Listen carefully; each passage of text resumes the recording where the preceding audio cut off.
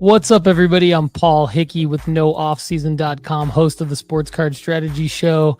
Welcome to Lefty Cards right here on the NoOffSeason.com Sports Card Network, discussing the latest trends, best practices, and insider tips on sports card investing.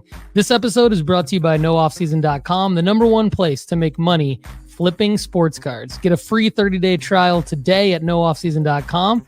And now, everybody, it's time for Lefty Cards.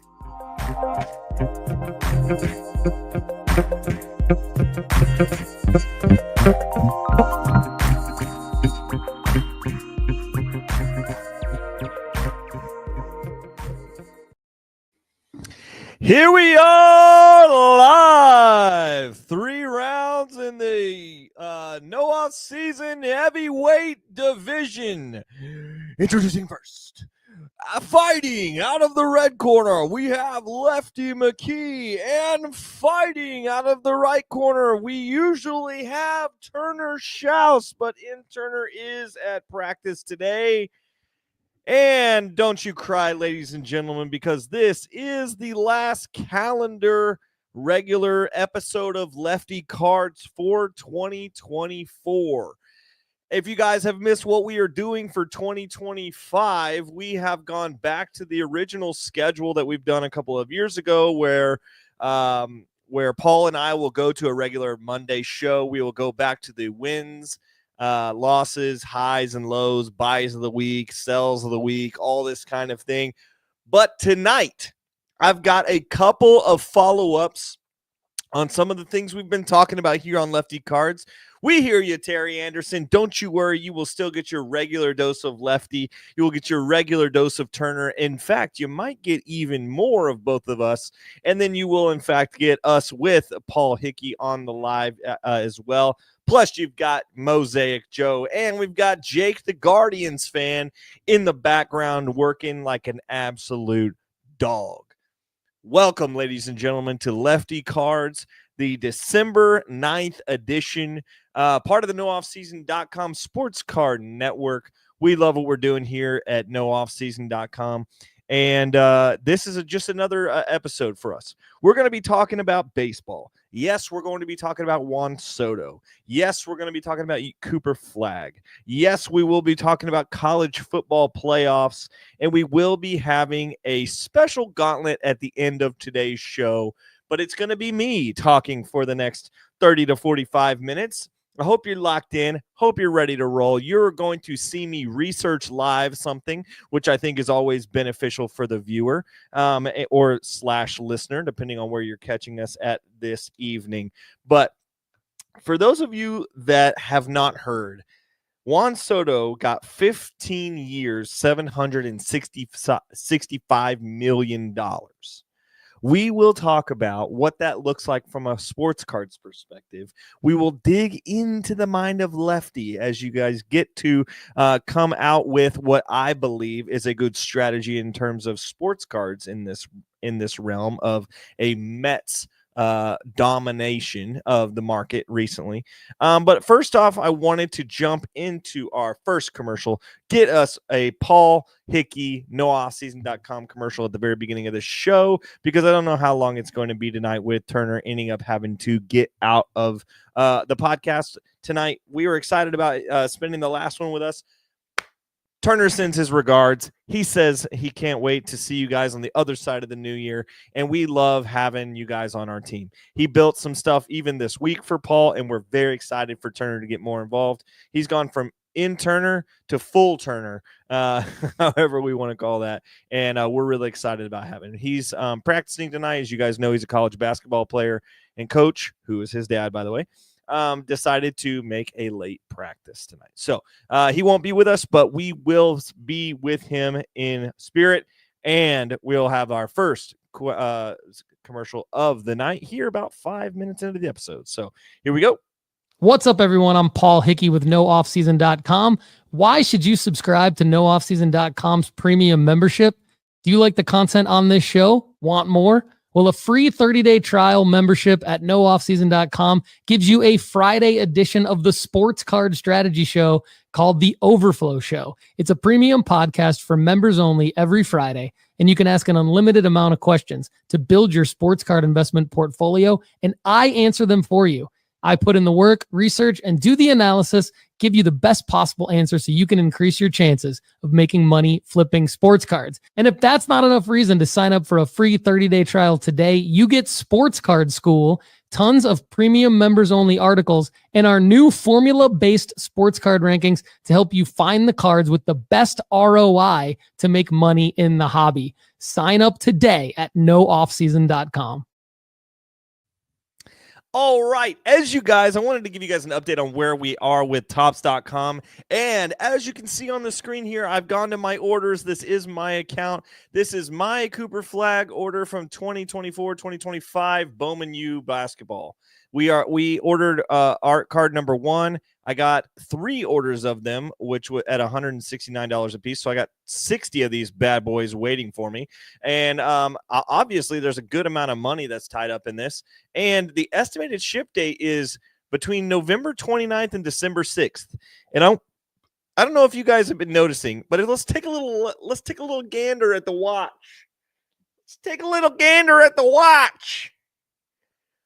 It's December 9th. This is a really big struggle for me. I am trying to operate in a lot of patience, but Topps is on my last nerve with this. Turner and Paul have both shipped theirs already to PSA. They have received confirmations from PSA, and their orders are already in motion, and I have 60 of these that are still at Topps. Not even to me yet. Thank God that this is not a first to the market play. We will be. I continue to fret no further than what I have fretted so far, because this will continue to be a March play for us, as Cooper Flag will be a tournament darling, and I believe that his Duke Blue Devils will be a decent chance for a Final Four or Elite Eight run at least into the 2025 March Madness tournament. But we will see this guy drafted in June, I believe, so, or April, or whenever they do the draft. I don't remember these days. All of them are kind of running together. So the good news is, yes, Terry, good news. Selling marker is in March, correct? Yes, that is the good news.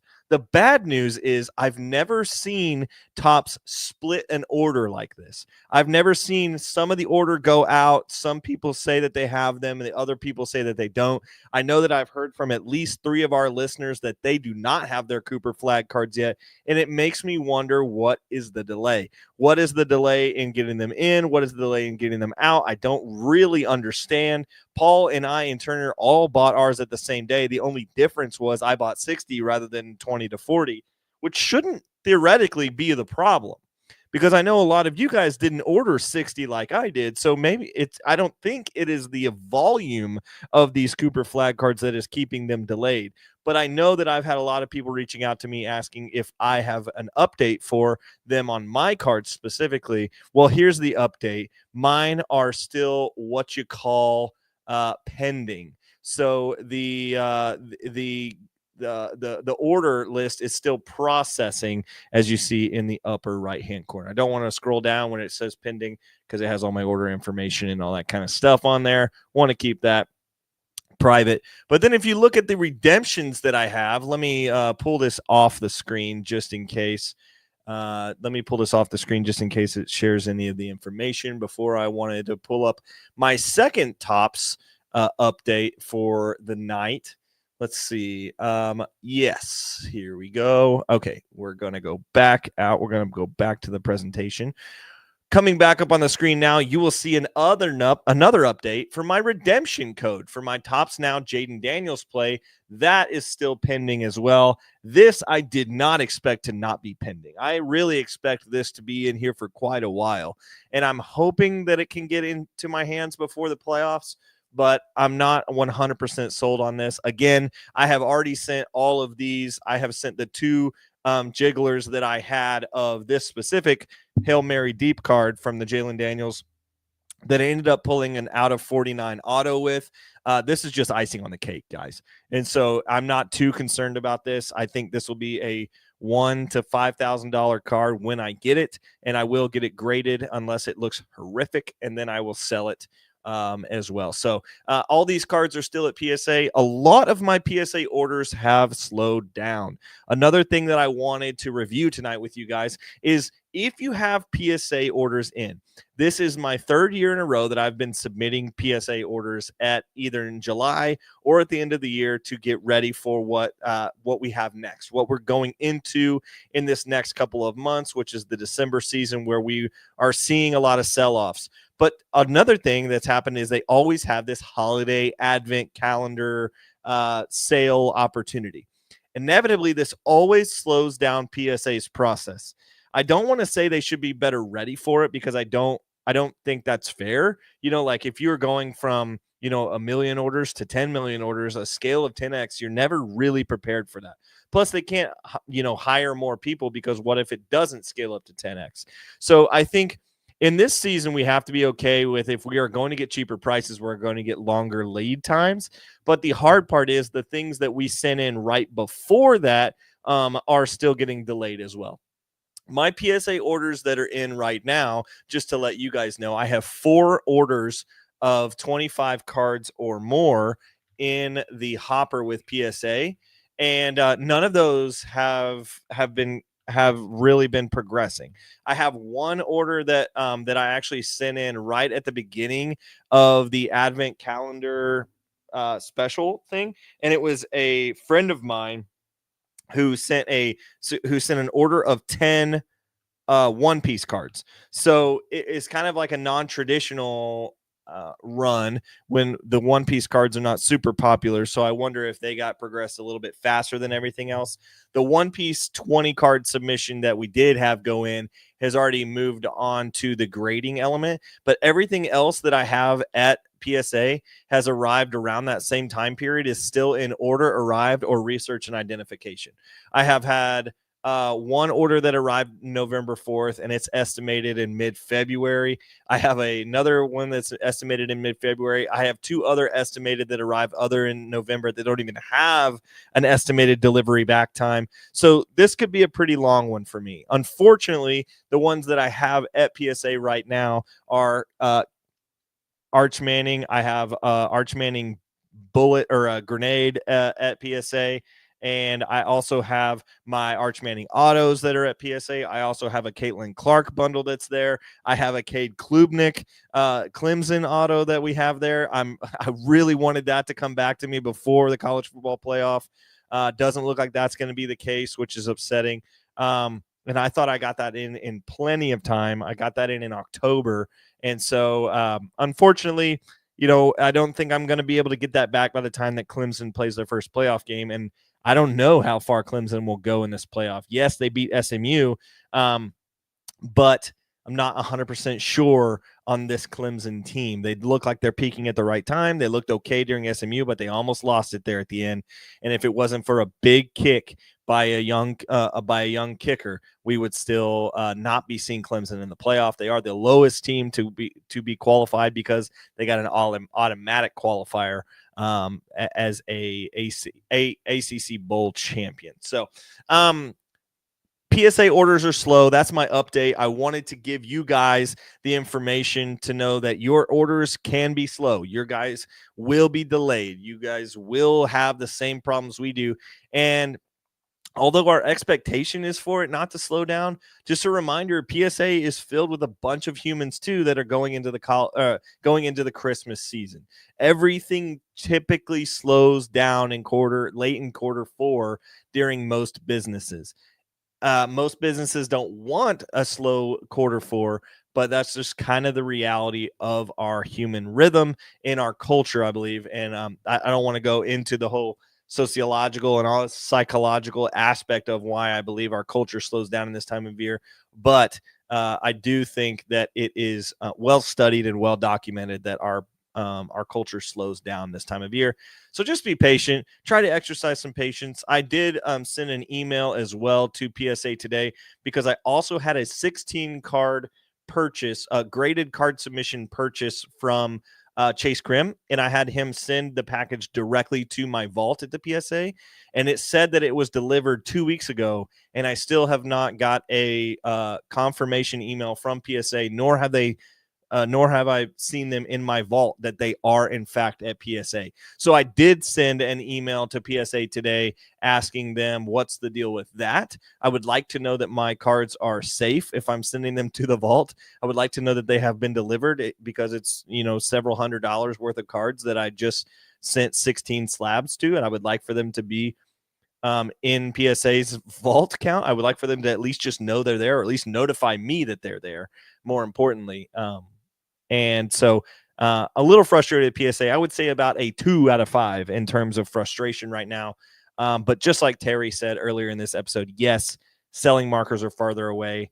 If I have to miss on one Cade Klubnik card, I'm going to be okay. That card was just sitting in my bulk box anyway when me and Turner went through it a couple of months ago. Another thing I wanted to shout out is I did get a brand new Secret Labs chair. Pretty awesome. Very happy with it. I know you guys can see the box out behind me. We're not sponsored by Secret Labs, but I sure wish we were. This chair is so sick and definitely would recommend, but I wanted to point out that I do have the box in the background. Sorry about all the holiday mess behind me. It has been a heck of a week. All right, let's jump to our next commercial before we jump back into looking at how college football playoffs can potentially be affected by card data. And then we will jump into the baseball session, and I'll do some live resourcing for you guys. Kendall, are these people ready to start grading their sports cards? CGC Cards is the perfect place to slab your favorite sports cards. From their crystal clear holders to their affordable pricing, CGC Cards is the perfect stop for your grading needs. Go to cgccards.com to start grading today. All right, so something that really cool that we have on our plate this year is there is a 12-team college football playoff this year. Very, very, very excited about this. I'm really keen on what it looks like to get to the end of this.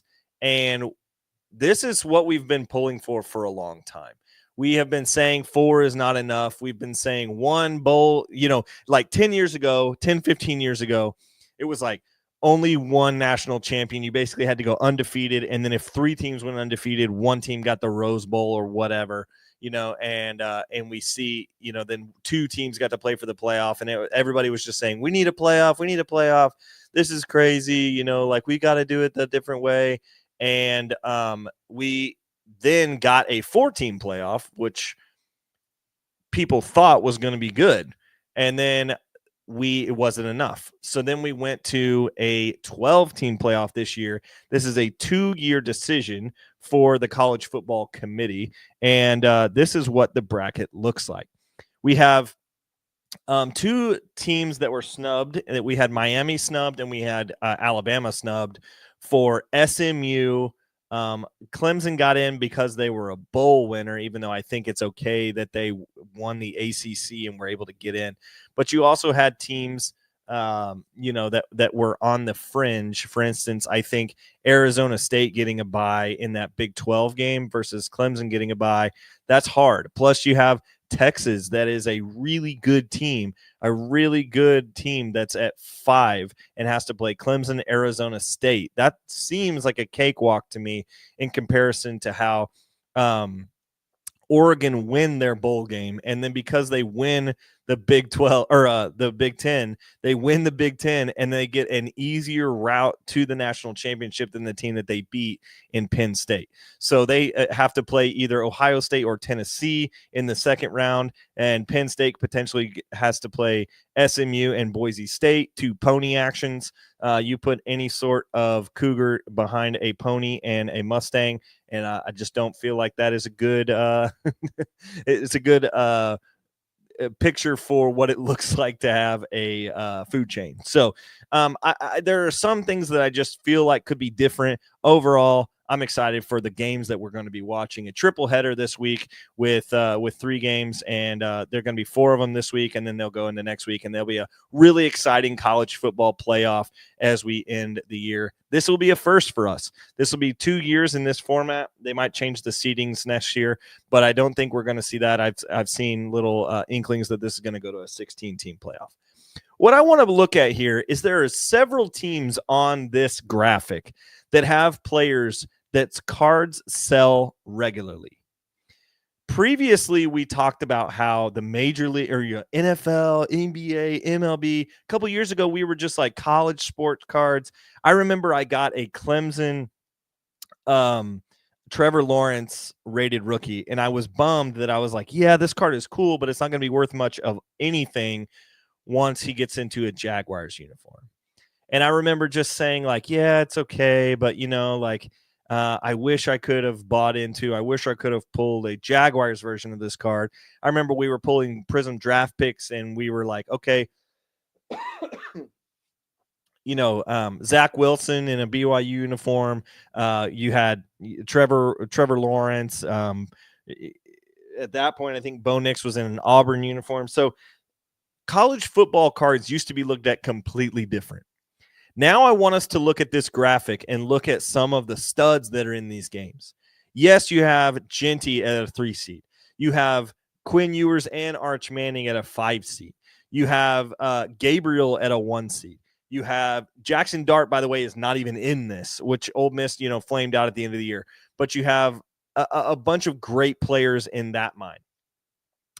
Georgia's quarterback situation is way up in the air. I'm not sure what's going to happen with the elbow injury and just plenty of options when it comes to what that would look like in the backfield there. So Carson Beck potentially hurting his elbow, but his cards have sold a lot.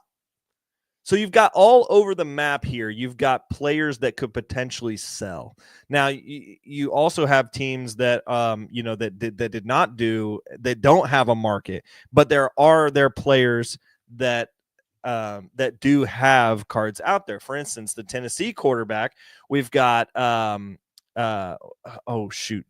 just forgot his name. Nico Imalaweva or something like that. He is at a 9 seed. Ohio State always has good marketable players. Indiana is just their coach. So you've got Riley Leonard out there at Notre Dame. I know I'm missing some guys, but these are off the top of my head.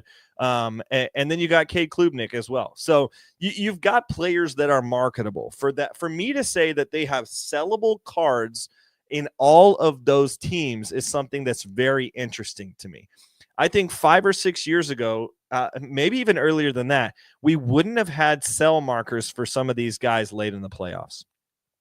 Terry talks about having a Genty card in the Heisman Pose 3 out of 5 at a PSA. I believe I've seen that card as well. I believe you put it into one of the questions that you have for our premium pod, and I believe that you've sent us that. So I'm excited for you to be able to get to that. Hopefully you're able to not jump through all these PSA hoops to get this back to us. But I just want to take a moment to say, if you do have some of these cards, they probably should be sold.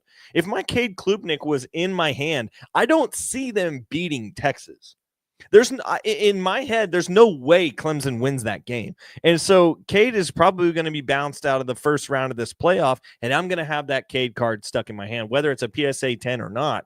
I don't think it's going to hold the same value in a couple weeks as it would be this week as he's going to the college football playoffs. So that's just a little bit of a bummer, but I wanted to say, if you guys have, Imalaweva or Gabriel or Quinn Ewers or the Arch Manning or Carson Beck or any of those guys that you're still holding on to, Ashton Genty, Riley Leonard, you could go on and on here. If you have those guys, sell at the college football playoff. I know this is beating a dead horse here for some of you guys, and some of you guys are like, yeah, we know, sell it. But then we commonly, very, very commonly, get emails and notifications about Lefty and Paul and Turner. When should I sell this? Is this a good time to sell? This is a good time, maybe the last time for these guys to be sold in quite a while. So if you do have those guys that we've mentioned, the college football playoff will be electric. There will be a lot of eyeballs on it. Of course, you could always hold out for the extra 10% if your team you think they're going to make it to the end. I think maybe Texas could get to the end. I wouldn't think that a team like maybe Boise State can beat Penn State and SMU and get to the Final Four here. Maybe Georgia gets to the Final Four. And I just don't think that everything's pretty comparable right now. A lot of these teams have played a ton of games, and so you are seeing that they are going to be tired. These are college athletes, mind you. Of course, they are very well-trained college athletes. I don't want to mishear that. But what I will say is that these guys are going on to maybe, I think it's like their 11th or 12th game this season. They're not really built to have a 16-game season like an NFL team is. By the way, I just noticed that the Indiana-Notre Dame game is in South Bend, Indiana. That's awesome. I also saw that it was the first round tickets for that game were the most expensive, and they're already over $1,000 for the cheapest one. So going to be a pretty awesome environment there for IU and Notre Dame fans to be playing each other. Of course, teams like SMU and Penn State maybe have never played, or maybe it's been in quite a long time. So going to be pretty exciting. In regards to the college football playoff, my last words here, don't hear anything else other than this. Sell everything. And SP123, I think you've got a good idea by saying I'm going to keep my Arch Mannings and sell everything else. Of course, we have talked about Arch Madness being quite the 2025 year. All right, let's jump into our last or one of our last commercials, and then we will get back to Juan Soto after this. Yo, Lefty, we use a lot of data, don't we? Well, I just want everyone to know that they can get the same data we get by signing up at marketmoversapp.com. Sign up at marketmoversapp.com today, but use the promo code NOOFFSEASON to save 20% after a free 14-day trial. That's marketmoversapp.com, promo code NOOFFSEASON. $765 million. That could go up to $800 million after the first 5 years, and let me break this down for you. Juan Soto gets traded to the Yankees from the Padres. Padres get him from Washington in a big, or like a huge deal as well. So, by the way, James Wood was the headliner, and CJ Abrams were the headliner for him going from the Washington Nationals to the Padres. He goes to the Padres, doesn't work out. We've heard that story. They ended up sending him to New York. King and Hashioka and several others go to the Padres while the Soto goes to New York. Arguably a win-win for both teams, as they both get a good win out of this. But then as soon as he gets the opportunity to be a Yankee for life and forever, he decides to stab every Yankee fan, including my man Cooper, who is a boy that lives down the street that has a fat head of Juan Soto in his bedroom, and he just does not understand. He asks his dad every couple of hours, "Daddy, why did Juan Soto not want to play for the Yankees anymore?" Breaking the hearts of millions, he goes to the New York Metropolitans, and he signs for 15 years, $765 million, no deferments, which is coming out to an average of $51 million AAV, the average value of the contract. Plus, after 5 years, if they decide to forego his opt-out opportunities, they can sign him to a $55 million a year contract after that. So after 2029 season, he could be making $55 million a year, which would push it over $800 million for a 26-year-old outfielder that is a phenom. I don't want to argue that this guy is the real deal. Like Juan Soto is electric. And if you can look at all these articles, I mean, he's taken over media today. You know, you see a Sports Illustrated, it just says OMG on the front. You see that New York Post is going crazy. Every Yankees fan is tearing him up. Every Mets fan is thrilled. All of us that don't care about either is crazy. The fact that the Yankees offer was so close to the Mets offer, to me, surprises me. I wonder what this happens with Pete Alonso now, because long-term you'd have to think that Juan Soto would potentially not play in the outfield. Of course, he's 26. It's probably a while from there. But he's going to be a Metropolitan for quite a while because he signed a 15-year contract. That's pushing him into his 40s when he's playing for the blue and orange. Now, will this bring the billionaire owner of Cohen into the limelight again? That is the question. This current team does have Lindor on it as well. This is a team that went pretty far in the playoffs the past couple of years, and the Mets have surprised people. So what does this do for the brand of the New York Mets? That's the question.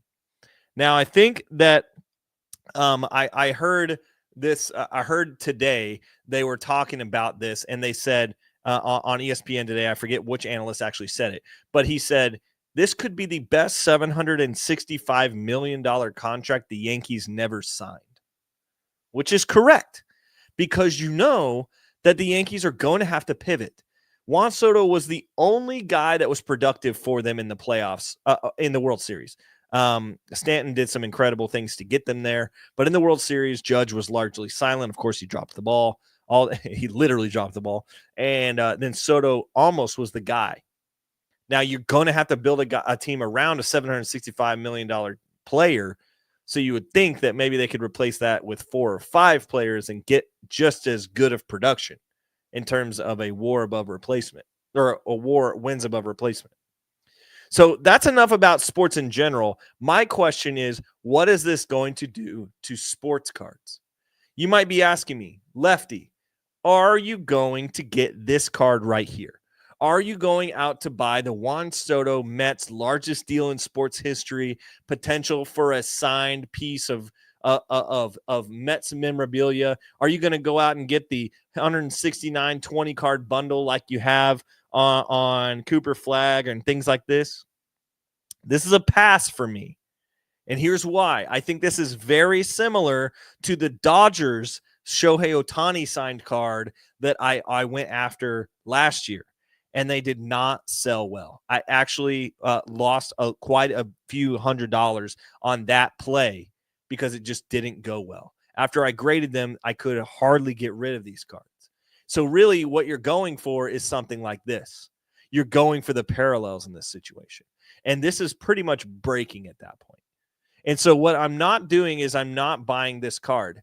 So you're saying, okay, Lefty, are you saying you're not buying into any part of Soto going to the Mets? No. And I think I want to break down how this could potentially be a card play and how we could potentially look at this play from a strategic standpoint. You're going to have to look at the edges of how Juan Soto's play affects the market. And here's 2 ways I want to look at this. One, the Mets will be on national media quite a bit. So my first thing is going to the Mets organization. So if I know the answer to this already, but if you wanted to do this, you just go to justbaseball.com is where I normally go.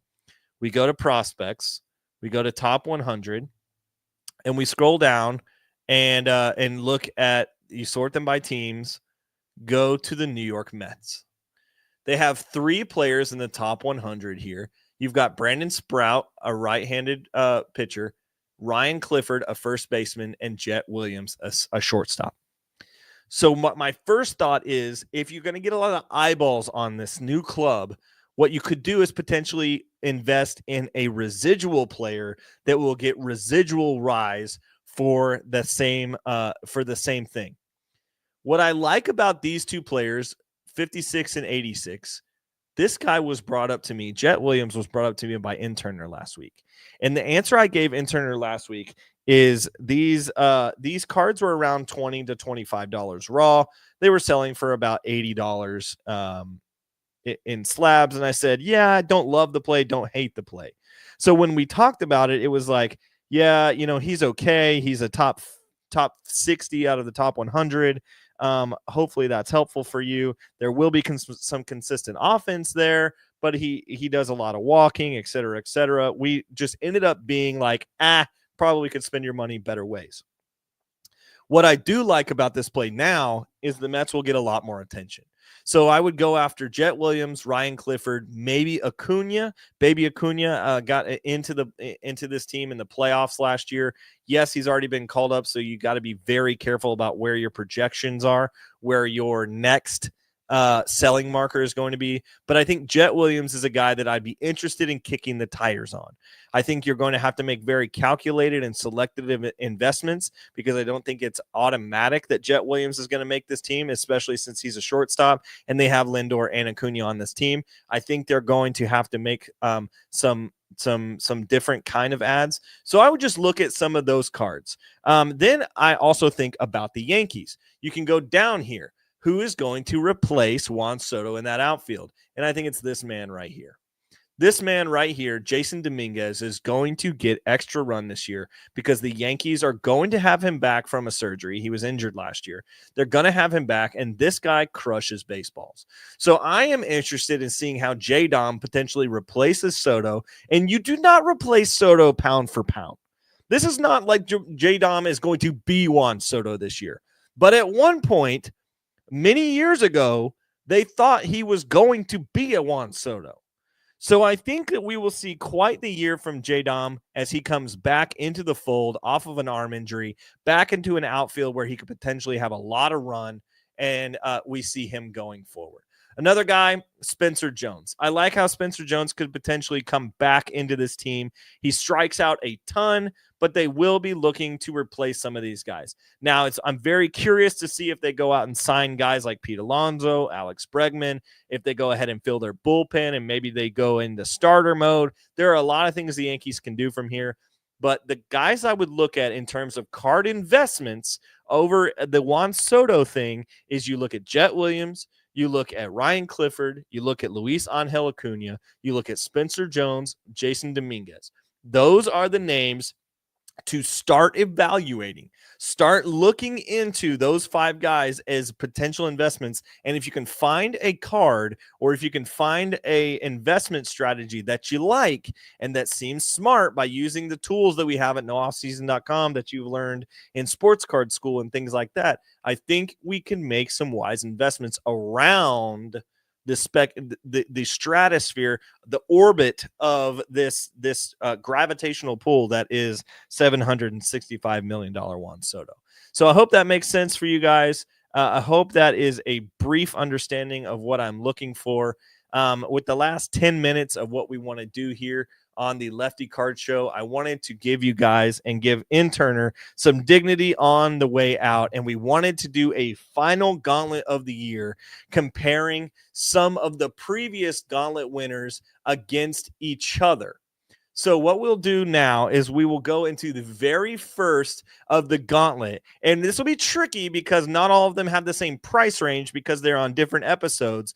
But the cards we will go through tonight in terms of the gauntlet that I'll be talking about over the next 10 or so minutes are cards that won or were significant members of previous gauntlets. So as we go into this, I hope you guys were able to understand where my tops now play mentality is and all this. I'm not going after the Juan Soto card and looking into of all that. I used all my luck with Jaden, except no more parallels for the rest of your life. Exactly. I'm actually holding out hope. Maybe that's why my Cooper flags have been delayed, because I have a 1-of-1 shoe card that's sitting in that for me, but I doubt it, Mad Cards. So thanks for that. All right. So we're going to go to our first parallel, or our first competition of the night. We're going to do two Scoot Henderson PSA 10s versus a Jalen Hurst PSA 10. And you're going to get $50 with the Scoot Henderson as well. This one's pretty simple for me. I know earlier in the season we liked Scoot Henderson. We saw the possibility of him being able to come into a Blazers team with a whole lot of run and a whole lot of freedom and to potentially get a whole lot of usage. And that's just not been how this has played out. So now I think Scoot Henderson over the last 90 days has been an investment that has gone down. So we've seen him go down 34.1%.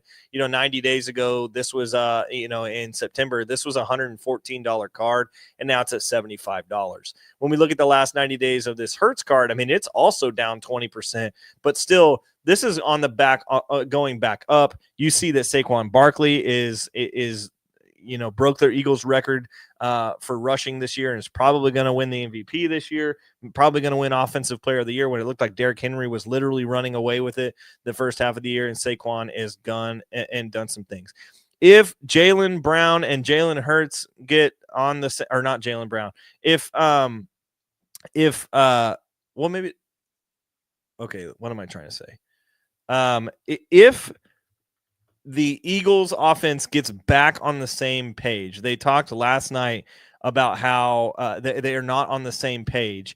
If you see A.J. Brown and Jalen Hurts get back on the same page with each other, I think this will be a pretty nasty offense. They are not on the same page right now, and he said last night, this is not what you want to be saying as in week 11 or 12 or whatever it is. But I think this Jalen Hurts team will go back into the playoffs. So I'm going to take the Jalen Hurts hollow right here rather than the Scoot Henderson. And I think it's a pretty easy decision. Scoot Henderson is just falling further and further away, and it makes me wonder if he ever is going to get back to some of the prospect hype that we had on this guy. So completely taking it. As of now, I'm not invested in or not interested in any Scoot Henderson. I've actually dropped him from my fantasy teams, which is another. We've talked a lot about how I like to look at fantasy and how that mirrors with the average thing that we're doing. So if we go to the next matchup is pretty funny because it's against a PSA 10 of a Lamine Yamal refractor. This guy again stole the show last weekend in Barcelona's game again in La Liga. So this one is a bit tricky for me because I still think that Lamine Yamal is going to be a good investment over the next couple of years. But I'm going to take Jalen Hurts right here in this matchup because although this card is fun to dream on, I don't know how many are in the refractor parallel tops, PSA 10 Tops Chrome UEFA Club competition print run. And you see 1,769 of the Jalen Hurts PSA 10s, but the PSA 10s from this Lamine Yamal could go crazy, and we're not really sure. Plus, you're seeing them kind of pop up and down on the sale chart, probably based on buy it now versus auction. And I would more rather consistently ride a Jalen Hurts card back up in the playoffs rather than try to figure out when to do a selling marker for a superstar Lamine Yamal, who I think is a fun investment in a long-term play, but a short-term play, I would much rather have Jalen Hurts. So Jalen Hurts hollow, PSA 10 for me, again, being 20% down over the last 90 days makes it to the next round, which this one we're going to have to get a little creative with because it's against a $504 Giannis Antetokounmpo play. So over the last 90 days, both of these are almost down 20%. You see Giannis is down 16.7%. You see Jalen Hurts is down 20.2%.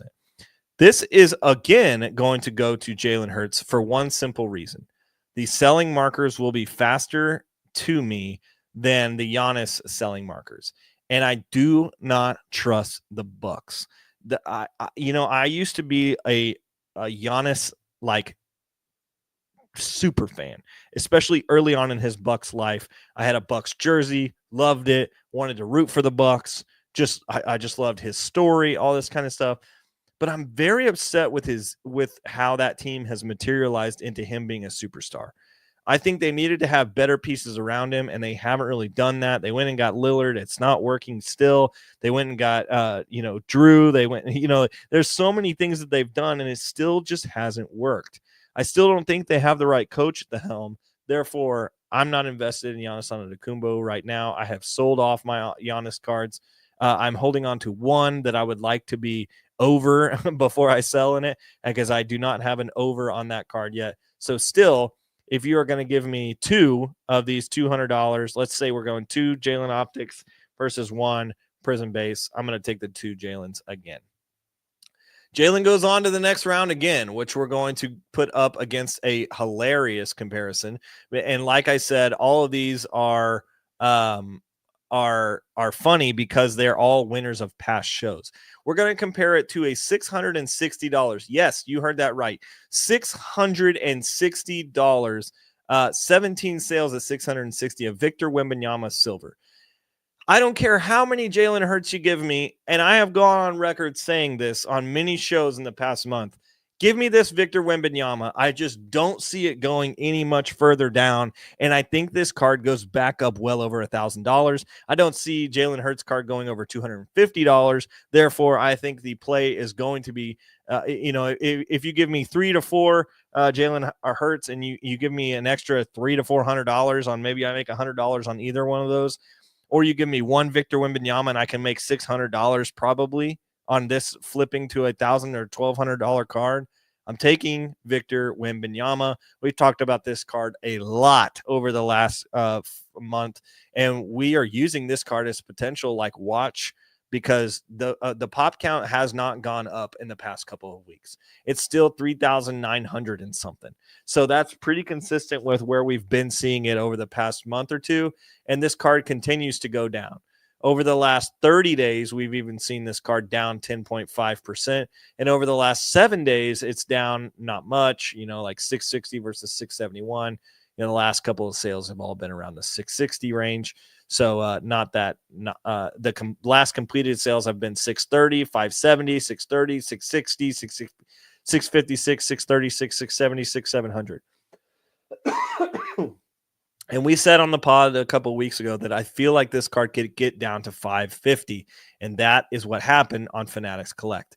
We see on 12/8, which was yesterday, this card sold for $576. Therefore, this is going to keep coming down, and I am willing to dollar cost average this card on the way down, because I feel like I'm going to dollar cost win on this card going all the way back up.